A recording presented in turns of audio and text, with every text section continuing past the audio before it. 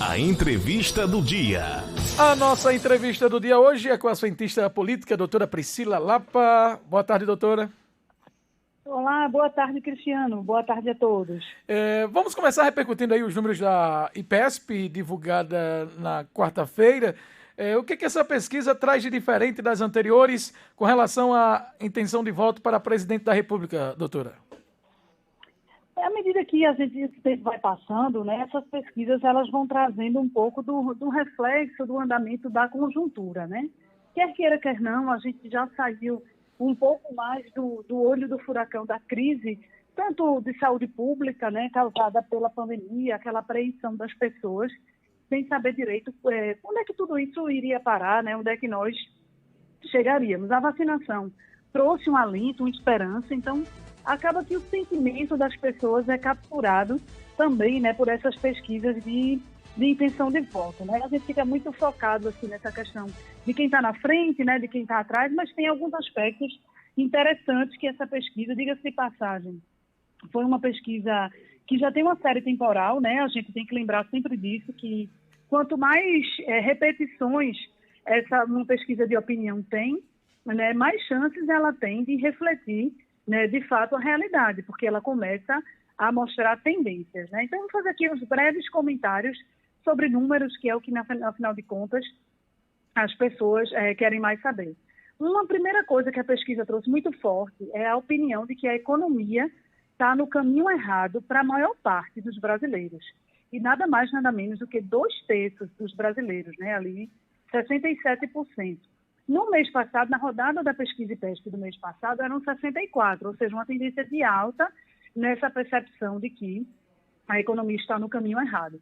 Os que achavam que ela está na direção certa, eles eram 27% na última rodada e agora chegaram em 24%, ou seja, uma redução. Aumenta quem acha que a economia está no rumo errado, né, e diminui aqueles que acham que a economia está indo para o ritmo certo. E se a gente olhar direitinho, é na mesma proporção. Então, é como se um contingente das pessoas que antes achavam que a economia está no caminho certo, elas agora já começam a considerar que está no caminho errado, né? Então, a gente tem aí alguns dados da conjuntura, né? Ou seja, o governo ele tem aí pouco tempo para conseguir fazer medidas que impactem, de fato, na opinião, né? Para que as pessoas comecem a reverter essa percepção das pessoas sobre a economia. Como eu falei, o olho do furacão da saúde pública a gente ultrapassou, né, graças à vacinação, mas isso não está se refletindo ainda num sentimento de otimismo ou de percepção positiva no que tange a economia, no que diz respeito à economia.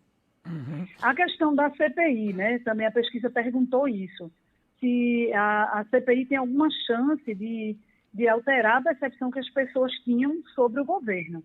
Né? O governo continua com a aprovação reprovação muito elevada, né? 57% de ruim ou péssimo, né? E aí isso tudo contribui ainda mais para a gente ver a dificuldade que o governo vai ter de recuperar esses dados, porque são dados que vão se somando, né? Que vão ali contribuindo em conjunto para uma percepção mais geral da população. A avaliação geral do governo ficou estável, né? Ali mais ou menos estável. A imprensa continua sendo a principal fonte sobre política, ainda para a maior parte da população. Esse dado é interessante porque a gente fica com a impressão de que ninguém mais consome notícias assim, pelos canais de comunicação oficiais, seja rádio, televisão, jornal, mas acaba que na pesquisa IPESP, né, IPEC, na verdade, ficou revelando que 75% das pessoas continuam se informando através de televisão, para 49%, portais e blogs de notícia, né, que são desses veículos de comunicação, e rádio e impresso. As redes sociais, elas vêm numa segunda colocação. Elas são consideradas, mas são muito longe ainda, né, de fazer frente a essa fonte mais oficial, digamos assim, que as pessoas utilizam para se informar. Em relação aos cenários eleitorais de primeiro e segundo turno, né, mantém uma estabilidade de Lula em primeiro lugar e Bolsonaro em segundo lugar. Lula oscilou um ponto para baixo em relação à rodada anterior. Ele tem 41%, tinha 42%, e Bolsonaro se manteve nos mesmos patamares de setembro, né, mantendo ali 25% e 28%. Uhum. Aí tem uma questão, para finalizar o comentário sobre a pesquisa, tem a história da terceira via, que é o que as pessoas querem muito saber, se a terceira via tem chance, se as pesquisas já mostram isso. Né? 55% dos eleitores citam ou Lula ou Bolsonaro na pesquisa espontânea. Então, ainda há 45%, teoricamente, do porcento aí do eleitorado que ainda pode ser capturado por qualquer outro candidato. Eu acho que as pessoas ainda estão aguardando o que é que vai se concretizar, quais são essas pré-candidaturas que, de fato, vão para frente, né? Outras que só vão ficar no campo das ideias para poder definir. Então, em relação à terceira via, a pesquisa confirma que não tem nada definido. Ainda pode ter espaço, sim, para o crescimento de um candidato que seja oposição tanto a Lula quanto a Bolsonaro. Isso, Cristiano. E por falar em terceira via, hoje Ciro surpreende ao dizer que suspende a sua candidatura à presidência porque deputados do PDT seguiram o governo, votando aí pelo adiamento das dívidas do precatório, que é já uma tentativa do governo de arranjar dinheiro para pagar o famoso Auxílio Brasil, para que sua popularidade aumente. Então, eu gostaria que a senhora começasse falando sobre essa fala de Ciro, que disse que retira momentaneamente a candidatura e que não existe o partido ter votado a favor do governo nessa questão do precatório. Como é que a senhora analisa isso aí? A gente, observando toda essa movimentação, primeiro é que não há nada mais velha política do que esse momento que a gente vive, né? Que eu lembro muito bem, eu acho que os ouvintes também lembram do quanto o Bolsonaro defendia uma nova forma de atuação política de modo a quebrar essa relação tão conturbada que existe entre Congresso e Executivo na aprovação, né, que viram tomar lá da cá, viram uma troca de interesses entre Executivo e Legislativo. Ele se referia à velha política tratando disso também. E hoje ele é um dos alvos, um dos reféns, digamos assim, dessa política, porque sem a maioria do Congresso não tem como um presidente governar, e com ele não seria diferente. Foi muita ingenuidade ou má-fé achar que seria diferente. Agora, as condições de negociação é que podem ser alteradas. Agora, nesse momento, o governo vive a versão mais puro sangue dessa questão de uma negociação política focada em questões muito pragmáticas, muito eleitorais. Todo aquele discurso ideológico do governo parece estar ficando para trás. O que é que o governo fez? Ele ameaçou deputados da base a cortar a execução de emendas parlamentares, inclusive emendas que são obrigatórias, têm que ser, de fato, executadas, para que essa base votasse, que existia uma tendência de rebeldia na base, de não votar favoravelmente a PEC do furo do teto de gastos, a PEC dos precatórios. Justamente porque uma parte dos deputados, mesmo os governistas, consideravam irresponsabilidade ou muito temerário você fazer um movimento de furar o teto de gastos para conseguir viabilizar um programa social. Naquela história de que um santo, você descobre um santo para cobrir outro, você arruma um problema para resolver outro. Então, muitos que não queriam votar, e o governo entendeu, percebeu isso no ar. O Arthur Lira é um grande integrante desse centrão, é um grande deputado com muita experiência nesse tipo de votação, e ele sinalizou para o governo: o pessoal não está querendo votar, com medo do que isso pode representar no futuro.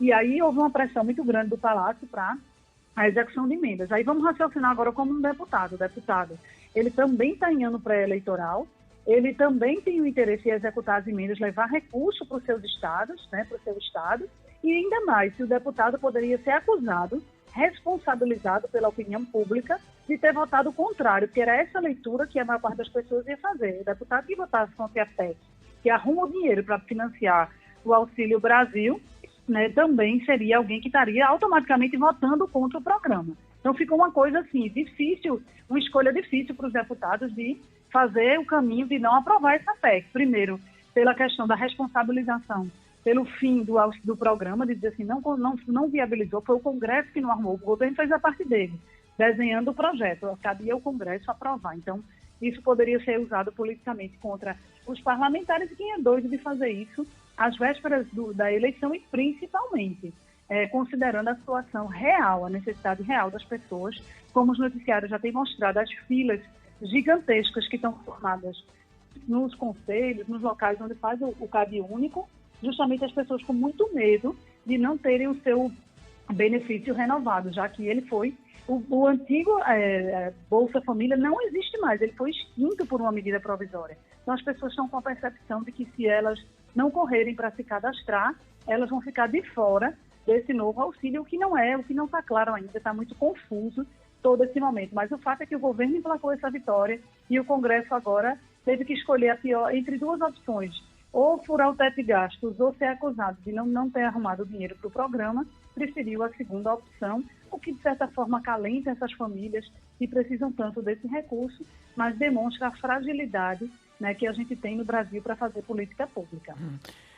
O projeto, esse novo auxílio, é bem diferente do Bolsa Família em termos de consistência, né? Por exemplo, ele é assegurado por pelo menos um ano. Depois disso, ninguém sabe como se daria, né? Até a eleição, pelo menos, ele está garantido, não é?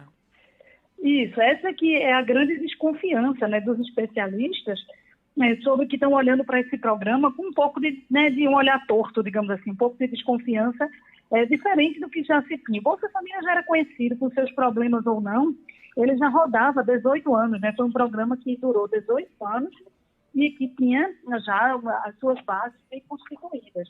O novo, ele sempre assusta, né? A gente sempre fica um pouco receoso de que o que vem no lugar não consiga dar conta, não consiga ser bom o suficiente, tanto quanto aquele que tinha, né, anteriormente. Mas a grande questão é a falta de clareza. Ela não está desenhada agora como uma política pública de longo prazo. Uhum. A gente trocou algo consistente e duradouro por algo temporário, sem saber nem de onde vinha o dinheiro, mostrando muito claramente um certo desespero do governo de tentar botar alguma coisa no lugar, mas sem desenhar, de fato, uma política pública, né, como foi o Bolsa Família, com todos os seus defeitos, com todos os seus problemas. Doutora Priscila, com relação a esse fato de alguns partidos de oposição ao governo terem votado favoráveis, por exemplo, o PSB do governador Paulo Câmara, 10 deputados do PSB votaram a favor da proposta, e o PDT também, e esse lance do Ciro aí dizer que não vai disputar mais ou que suspende a candidatura, a senhora acha que isso é algo passageiro, que ele vai voltar atrás, é só para fazer charminho, ou de fato ele pode não querer? Vindo de Ciro Gomes, a gente sempre olha com uma certa desconfiança, assim, porque ele é muito intempestivo, assim, ele é alguém que tem um temperamento muito forte, e que nesses momentos, assim, ele tem esses rompantes, né, de falar as coisas, de botar a mão na cintura, de dizer o que faz, fazer e acontecer. O quanto disso, né, vai realmente repercutir agora? Tem uma certa coerência na postura dele, independente dele estar fazendo cena ou não, porque, de fato, agora você vê como as coisas se invertem, né, no Brasil. Esses partidos mais à esquerda sempre foram aqueles que colocavam o teto de gastos como o grande vilão das políticas públicas, dizendo assim, se você impõe o teto de gastos, você compromete o desenho de algumas políticas que são essenciais, considerada a realidade do Brasil, né, a realidade socioeconômica do Brasil. E aí agora esses mesmos partidos, né, como estão do outro lado do balcão, estão do lado da oposição, eles agora se posicionam como partidos, né, favoráveis a, de certa forma, assim, quebrar o teto de gastos para poder conseguir financiar, né, essa política pública. Eu acho que o sentimento negativo é que o Ciro sai dessa votação, né, que alguns partidos saem, é o sentimento de que acabou apoiando uma política, essa PEC, ela é completamente, do ponto de vista dos especialistas, né, ela é tecnicamente muito questionável, né, porque é como se você tivesse literalmente descobrindo um santo para cobrir outro, né? Existem dívidas, existem rubricas que são obrigatórias de serem cumpridas. É como se você estivesse amenizando, sabe, uma situação.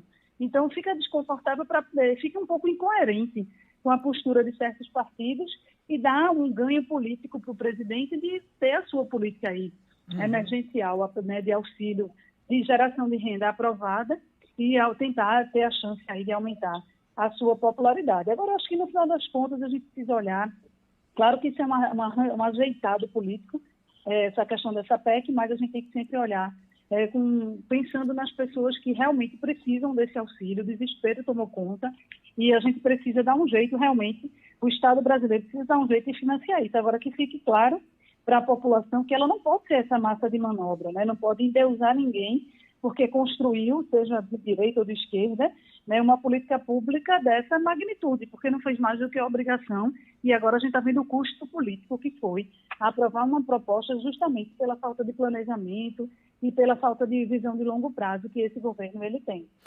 Doutora Priscila Lapa, uma ótima tarde para a senhora, até o próximo encontro, tá bom? Até a próxima, um grande abraço para vocês. Agora, 1h39, vamos ao intervalo.